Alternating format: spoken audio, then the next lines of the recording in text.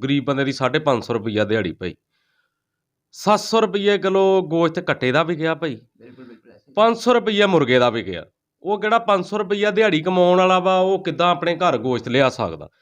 ਆ ਸਟਿੰਗ ਬੋਤਲ ਕਿਹੜੀ ਅੱਜ ਤੋਂ 4 ਮਹੀਨੇ ਪਿੱਛੇ ਹੀ 25 ਦੀ ਸੀ, ਇਸ ਵੇਲੇ 45 ਰੁਪਏ ਦੀ ਹੋ गई है। स्पेशल पाकिस्तान की वीडियोस देखने के लिए हमारे चैनल को सब्सक्राइब कीजिए, बेल बटन को क्लिक कीजिए ताकि हमारी हर आने वाली नई वीडियो से आप रह सकें बाखबर। अपनी राय का इजहार कमेंट बॉक्स में ज़रूर कीजिए। बिस्मिल्लाहिर्रहमानिर्रहीम, अस्सलाम वालेकुम नाज़रीन, आप देख रहे हैं स्पेशल पाकिस्तान और मैं हूं आपका मेज़बान मोहम्मद अली। नाज़रीन, आज मैं मौजूद हूं फैसलाबाद में, और फैसलाबाद में मेरे साथ मौजूद है पाकिस्तान तहरीक इंसाफ के ऐसे कारकुन जिन्होंने बहुत ही स्ट्रगल की, बहुत ही मेहनत की, और पाकिस्तान तहरीक इंसाफ की जो जितवाने में और विन करवाने में, इमरान खान को वज़ीर-ए-आज़म बनाने में इनका बहुत अच्छा जो रोल रहा है। तो अब वो पाकिस्तान तहरीक इंसाफ से थोड़े नाराज़ हैं, तो मैंने इनसे गुफ्तगू करने की कोशिश की कि वो किस वजह से नाराज़ हैं। तो आइए चलते हैं आरिफ साहब की तरफ। अस्सलाम वालेकुम। वालेकुम सलाम जी। आरिफ साहब, क्या हाल है? शुक्र अल्लाह दा भाई, ठीक। आरिफ साहब, ये बताएं कि आप पाकिस्तान तहरीक इंसाफ से जो नाराज़ हैं किस वजह से? नाराज तो भाई हर बंदा, मैं किहड़ा कल्ला नाराज। इस तो बाद दुनिया इन्हें बिजली के बिल भाई ਵਧਾਤੇ। तेल 120 रुपये 15 रुपये लीटर आ। दूर की जाना यार की जो मसला बन गया ही, तो गरीब बंदे की 550 रुपया दिहाड़ी भाई। 700 रुपये किलो गोश्त कट्टे का विकिया भाई। 500 रुपये मुर्गे का विकिया। वो किहड़ा 500 रुपया दिहाड़ी कमाउण वाला वा, वो किद्दां अपने घर गोश्त लिया सकदा।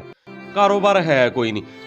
ਇਹਨੂੰ ਅਸੀਂ ਇਸ ਤੋਂ ਵੋਟਾਂ ਪਾ ਕੇ ਲਿਆਂਦਾ, ਇਮਰਾਨ ਖਾਨ ਨੂੰ ਇਸ ਤੋਂ ਜਿਤਾਇਆ ਸੀ। ਇਹ ਕਹਿੰਦਾ ਸੀ 20 ਸਾਲ ਤੋਂ ਮੈਂ ਗਰੀਬਾਂ ਦਾ ਸਾਥ ਦਊਂਗਾ, ਮੈਂ ਗਰੀਬਾਂ ਵਾਸਤੇ ਕੰਮ ਕਰੂੰਗਾ, ਮੈਂ ਗਰੀਬਾਂ ਨੂੰ ਮਕਾਨ ਦਊਂਗਾ, ਮੈਂ ਹਰ ਮਜ਼ਦੂਰ ਦੀ ਸੈਲਰੀ 25000 ਕਰੂੰਗਾ, ਮੈਂ ਬਿਜਲੀ ਦੇ ਬਿੱਲ ਘਟਾਊਂਗਾ, ਠੀਕ ਆ। ਸੂਈ ਗੈਸ ਦੇ ਬਿੱਲ ਘਟਾਊਂਗਾ। ਅੱਗੇ ਸੂਈ ਗੈਸ ਦਾ ਸਾਡਾ ਹੀ ਬਿੱਲ ਆਉਂਦਾ ਸੀ 300 ਗਰਮੀਆਂ ਨੂੰ, ਕਿਉਂ ਚੱਲਦਾ ਘਾਟਾ। ਹੁਣ ਇਸ ਵੇਲੇ ਬਿੱਲ ਆਉਣ ਦਿਆ ਵਾ 1000 ਰੁਪਈਆ, ਗਰਮੀਆਂ 'ਚ ਆਉਣ ਦਿਆ। ਬਿਜਲੀ ਇਹਨੇ 16 ਰੁਪਈਆ ਯੂਨਿਟ ਕੱਢਤੀ। ਨੂਨ ਲੀਗ ਦੀ ਹੁਕੂਮਤ 'ਚ ਸੀ ਜੀ 6-7 ਰੁਪਏ, ਔਰ ਇੰਨੀ ਮਹਿੰਗਾਈ ਹੋ ਗਈ, ਹਰ ਬੰਦਾ ਪਰੇਸ਼ਾਨ ਆ। ਅਸੀਂ ਵੀ ਪਰੇਸ਼ਾਨ ਆ। ਅਸੀਂ ਇਹ ਨਹੀਂ ਇਹਨੂੰ ਅਸੀਂ ਵੋਟਾਂ ਪਾਈਆਂ ਤਰੀਕ ਇਨਸਾਫ ਨੂੰ, ਇਹਨੂੰ ਜਿਤਾਇਆ ਵੀ ਹੈ, ਲੋਕਾਂ को कुट भी खादी, दफ्तर भी बनाई रखा सी हर। आरिफ साहब, नाज़रीन, इस वक्त मैं जिस जगह पे मौजूद हूँ, इन्होंने यहीं PTI का दफ्तर बनाया हुआ था, और इन्होंने तकरीबन डेली यहाँ पे जो है खाने का भी इंतज़ाम होता था, और बहुत सी जो आवाम है यहाँ पे आके बैठती थी, और काफ़ी अच्छा माहौल था। तो बताएं, आपने इस हवाले से आप क्या कहेंगे, क्या स्ट्रगल की थी उस ਅਸੀਂ ਇਹਦੀ ਸਪੋਰਟ ਕੀਤੀ ਆ। ਲੋਕਾਂ ਨੂੰ ਜਾ ਕੇ ਇਮਰਾਨ ਸਾਹਿਬ ਨੂੰ ਵੋਟਾਂ ਪਾਓ। ਸਾਡੇ ਹਲਕੇ ਜੋ ਫੈਜ਼ੁੱਲਾ ਮੌਕਾ ਜਿੱਤਿਆ, ਅਸੀਂ ਉਹਦੀ ਸਪੋਰਟ ਕੀਤੀ ਆ। ਇਹੀ ਹੁੰਦਾ ਵਾ। ਹੋਰ ਅਸੀਂ ਕਿੰਨੀ ਜੋਗੇ ਦਫ਼ਤਰ ਬਣਾਈ ਰੱਖਿਆ ਸੀ, 1 ਮਹੀਨਾ ਕੰਮ ਵੀ ਨਹੀਂ ਕੀਤਾ। 1 ਮਹੀਨਾ ਕੰਮ ਤੋਂ ਵੀ ਅਸੀਂ ਫਾਰਗ ਰਹੇ ਹਾਂ। यही सारा निज़ाम इसी जगह पे था। ਇਸ ਜਗ੍ਹਾ ਤੇ ਦੂਸਰੀ ਗੱਲ, ਅਸੀਂ ਇਹਦੇ ਧਰਨਿਆਂ 'ਚ ਵੀ ਜਾਂਦੇ ਰਹੇ ਹਾਂ। ਜਦੋਂ ਇਹਨੇ 2014 'ਚ ਧਰਨੇ ਕੀਤੇ ਆ, ਉਦੋਂ ਵੀ ਅਸੀਂ ਜਾਂਦੇ ਰਹੇ ਨਾ, ਜਨੂਨ ਨਾਲ ਅਸੀਂ ਸਪੋਰਟ ਕੀਤੀ। ਗੱਲ ਤੇ ਅਸੀਂ ਤਾਂ ਆਪਣਾ ਗੁਜ਼ਾਰਾ ਫਿਰ ਵੀ ਕਰੀ ਜਾਣਦੇ, ਸਾਨੂੰ ਨਹੀਂ ਟੈਨਸ਼ਨ ਰੌਲਾ। ਇਹ ਗਰੀਬ ਆਮ ਇਹ ਤੋਂ ਬਹੁਤ ਪਰੇਸ਼ਾਨ ਆ। ਇਹਨੂੰ ਹਾਲੇ ਵੀ ਚਾਹੀਦਾ ਕੋਈ ਚੰਗੇ ਗਰੀਬ ਵਾਸਤੇ ਕੰਮ ਕਰੇ, ਆਉਣ ਵਾਲੇ ਵਕਤ 'ਚ ਫਿਰ ਜਿੱਤ ਸਕਦਾ।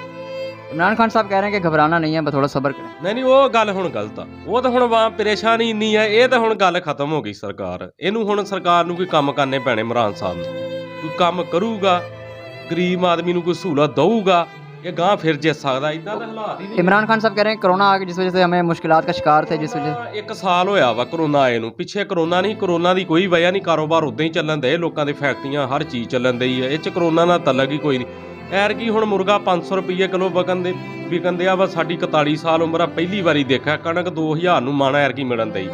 ਚੱਕੀਆਂ ਵਾਲੇ 2600 ਨੂੰ ਆਟਾ ਦਿੰਦੇ, ਕਿਹੜੇ 4-5 ਗਰੀਬ ਆ, 4-5 ਘਰ 'ਚ ਉਹਦੇ ਜੀ। ਉਹ ਹੁਣ 500 ਰੁਪਈਆ ਉਹਦੀ ਦਿਹਾੜੀ ਆ। 550 ਰੁਪਏ ਉਹ ਆਪਣੇ ਘਰ ਦਾ ਕਿੱਦਾਂ ਗੁਜ਼ਾਰਾ ਕਰੂ।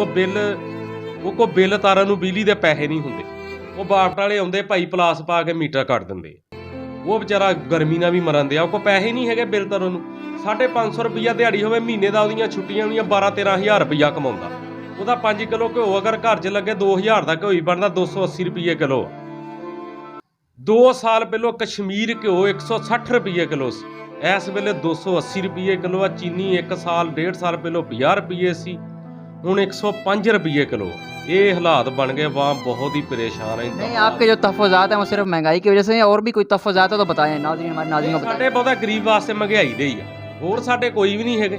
ਸਾਡੇ ਮਹਿੰਗਾਈ ਵਾਸਤੇ ਹੀ ਆ। ਮਹਿੰਗਾਈ ਇਹ ਕੰਮ ਕਰੇ, ਹਾਲੇ ਵੀ ਲੋਕੀ ਇਹਦੇ ਨਾਲ ਫਿਰ ਹੋ ਸਕਦੀ ਵਾ। ਇਹਨੂੰ ਮਹਿੰਗਾਈ ਘਟਾਉਣੀ ਹੀ ਪੈਣੀ। नहीं, इस वक्त आपको लगता है कि इस बार इमरान खान साहब की हुकूमत जो आएगी दोबारा?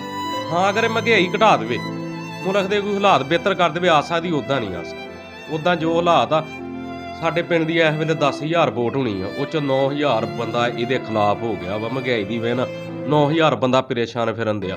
ਦੂਰ ਕੀ ਜਾਣਾ ਮੈਂ ਅਬਦੁੱਲਾਪੁਰ ਇੱਕ ਦੁਕਾਨ ਤੇ ਬਹਿਣਾ ਹੁੰਦਾ ਸੀ, ਉੱਥੇ ਨੂਨ ਲੀਗ ਦੇ ਵੀ ਸੀ ਬੰਦੇ, ਉਹ 8-9 ਜਣੇ ਸੀ। ਅਸੀਂ ਤਰੀਕੇ ਇਨਸਾਫ ਦੇ ਮੇਰੀ ਉਹਨਾਂ ਨਾਲ ਬਹਿਸ ਹੋ ਪਈ, ਉਹਨਾਂ ਨੇ ਮੈਨੂੰ 9 ਜਣਿਆਂ ਨੇ ਉੱਥੇ ਪਾ ਕੇ ਕੁੱਟੇ। ਅਸੀਂ ਇਦਾਂ ਇਹਨਾਂ ਨਾਲ ਜਨੂਨੀ ਸਪੋਰਟ ਇਹਦੀ ਕੀਤੀ ਆ। यानी कि मार भी खाई है आपने, ਅਸੀਂ ਕਿਹੜਾ ਪੈਸੇ ਹਕੂਮਤ ਕੋ ਕੋਈ ਮੰਗਣ ਦੇ, ਅਸੀਂ ਕੋਈ ਚੀਜ਼ ਵੀ ਨਹੀਂ ਮੰਗਣ ਦੇ। अपना हक मांग रहे हैं। ਹੱਕ ਤੇ ਇਹ ਆ, ਮਹਿੰਗਾਈ ਇਹਨੂੰ ਘਟਾਉਣੀ ਚਾਹੀਦੀ ਮੇਨ। ਅਗਰ ਨਾ ਘਟੀ ਤਾਂ ਫਿਰ ਤਾਂ ਆਵਾਮ ਤਾਂ ਵਿਚਾਰੀ ਸਾਹਮਣੇ ਹੀ ਆ, ਜੋ ਵੀ ਹਾਲਾਤ ਚੱਲਣ ਦੇ। ਅਮੀਰ ਬੰਦੇ ਨੂੰ ਅਮੀਰ ਤੋਂ ਕਿਹੜਾ ਅਮੀਰ ਹੋਈ ਜਾਂਦਾ, ਕਿਹੜਾ ਗਰੀਬ ਆ, ਉਹਦੀ ਕਹਾਣੀ ਖਤਮ ਹੋ ਗਈ। ਇਸ ਵੇਲੇ ਤਾਂ ਖਤਮ ਆ ਉਹਦੀ ਕਹਾਣੀ।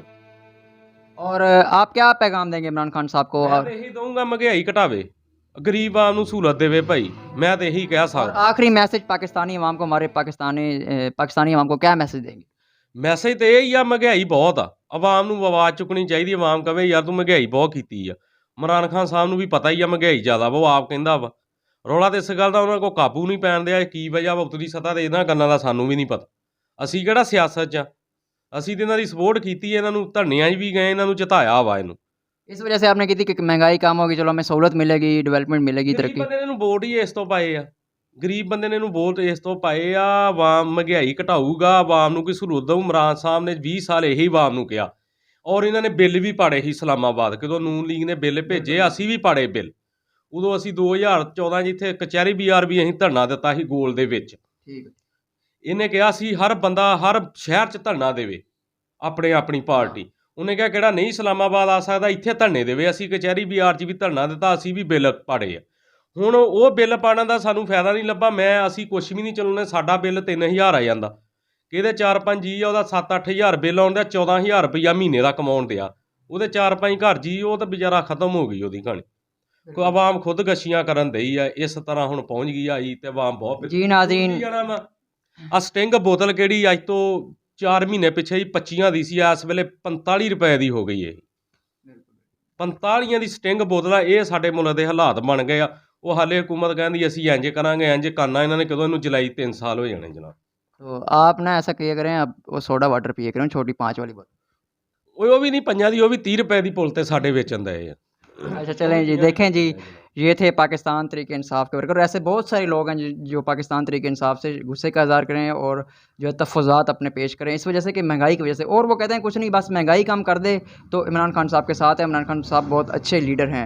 इसके साथ ही अपने मेज़बान मोहम्मद अली को दीजिए इजाज़त। दुआओं में याद रखिएगा। अल्लाह हाफ़िज़।